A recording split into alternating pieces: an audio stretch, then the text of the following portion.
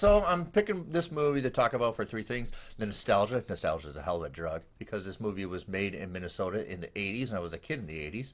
And also, it's another S.E. Hinton story that was a book turned into a movie that doesn't get a lot of talked about from the 80s. Everybody talks about Rumblefish and The Outsiders. This one kind of gets put aside, and there's some reasons for it, but I think it's a great opportunity to talk about it. Yeah, and actually, if you guys blink and you'll miss it, Nick is actually on the set of this movie. It's just like 5 years difference from when they filmed it. But you were there when it happened, just not at the time. We're going to talk about That Was Then, but we're going to talk about it This Is Now. I got it. Join us. Join.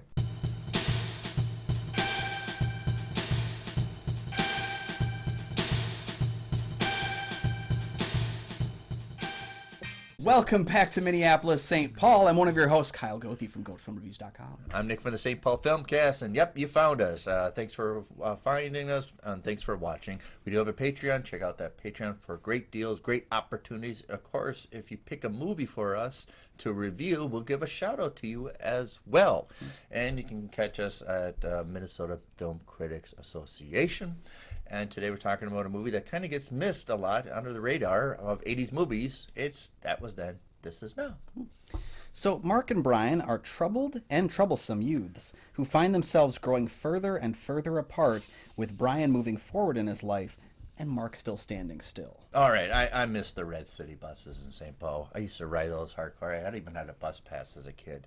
And back in the days where you'd be like 7 or 8 years old, you could just get on the bus with a bus pass and nobody said anything, right? Well, I mean, that's kind of the big thing about this movie is it's a condemnation of the police force. Where the hell are the cops during any of these things happening? Right. So he misses the beginning of the movie. He misses the bus, but then he steals a car to get back. The premise, really the overall theme of this movie is the reluctance of growing up and wanting to go back. There's a reason the cover looks like that. You have Craig Schaefer's character who wants to grow up, wants to start dating, and then you have Emilio Estevez, who wrote the screenplay for this, kind of just reluctant to embrace maturity at all. Yeah.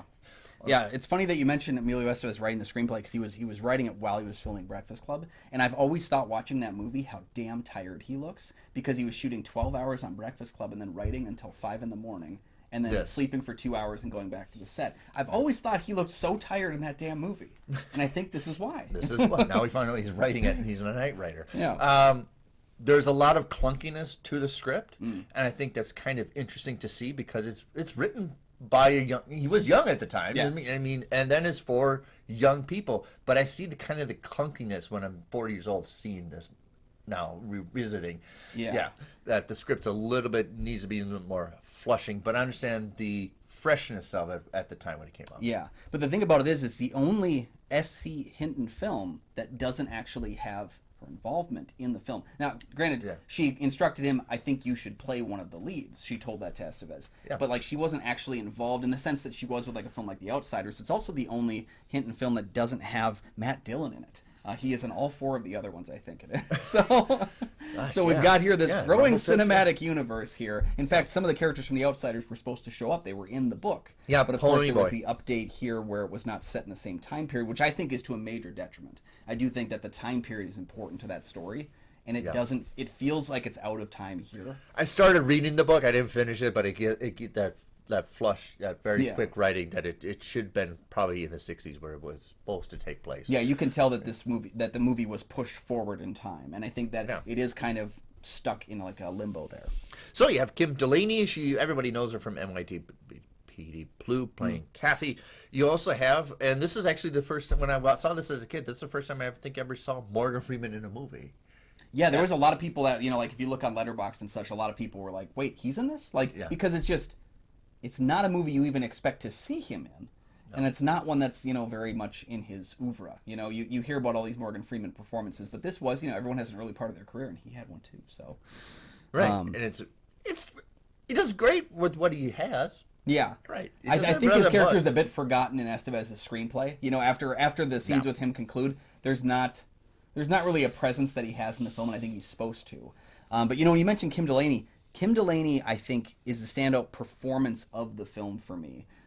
Because, she's notable for a lot of things, but she's never been, like, the star. like the star of the film. I get it. What she does have here, though, is she has a great screen presence. And early in this career, she has a very girl next door kind of vibe. Yes. She's very down to earth. Her portrayal is very simple. She's just looking to like have a good life. And I think that's kind of she's the driving force. She's the MacGuffin, if you will, for Schaefer's character's movement. I actually really like Craig Sheffer in the film. He doesn't get a lot of credit in movies. I mean, he's been in some great things like Nightbreed, River Runs Through It. But then the again, he's alcoholic also quarterback in program. He's also been in some really bad movies like Hellraiser. Hellraiser. He was in the third and final Tales from the Crypt movie, Ritual, which is awful. Like it nearly unwatchable, and somehow I've watched it too many times. But he has had just a really bad fluctuation in film roles. That's always been why he's not been in the public consciousness. And I think it's interesting to see these kind of movies because you get a real taste of the 80s aesthetic that you don't get in a lot of maybe Back to the Future, which is encapsulated. But you get kind of it's filmed in real house locations. Yeah. And real city locations. They didn't spruce it up enough. To give it that glossy look, but also get that real authentic. You feel like it's a nice time capsule of an era. But see, I think that's where kind of the confusion of having the 50s set story does kind of steal from it in a ways. Where it just doesn't feel like a lived-in time period because the characters aren't from that time period. I've asked myself, what if they set it back to the 60s and shot in black and white the way they did Rumblefish? Coppola did Rumblefish. Might have a little more different flavor to it. Yeah, because Estevez's script is just very bones. It's very much, and again, like you can read what's on the wall with this film about 6 minutes in, and it doesn't change what its central thesis is, and it doesn't really, the characters are moving in the direction they're moving in, and they're moving that way the entire film. So it makes Schaefer's character like someone I really, really wanted to see strive, but every scene with Estevez actually felt like it kind of stopped the movie a bit because of that. Brilliant. You know? It's a great, I think if you want interested in writing, watch the movie and see how you interact with characters. Yeah. I would argue this might be, if you were trying to learn about how screenplays don't, and I don't mean to this to be mean, but like how they don't work in this sense, watch the movie, then read the book. Because then you'll see how the book really kind of formulates these ideas. Yeah. And this is the first screenplay from an actor. I'm not going to try and like dog on it a bunch, but I do think it would have been interesting because I think that they would have worked better if you swapped the performers. I think Craig Schaefer can do bad a lot easier than Estevez does. I think you should have done an audition. You flip them. Yeah. And see what happens too. Yeah. But Christopher Kane directed the film, who also did Young Guns.